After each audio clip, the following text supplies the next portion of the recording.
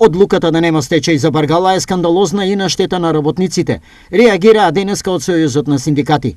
Последиците од неа директно ги чувствувале околу 300 работници и нивните семејства кои се без плата и без надеж за идна екзистенција, тврди за телевизија Старт синдикалниот лидер Дарко Димовски. Срамно е за еден судија да не ги земе во предвид доказите на Сојузот на синдикати на Македонија и да прифати дека 600 динари е исплатена плата, тоест за нас издос согласно Законот за минимална плата, и срамно е фактот дека 700 дена е блокирана сметката на друштвото АД Баргала и затоа не представува остов за стечај и не отвора стечај.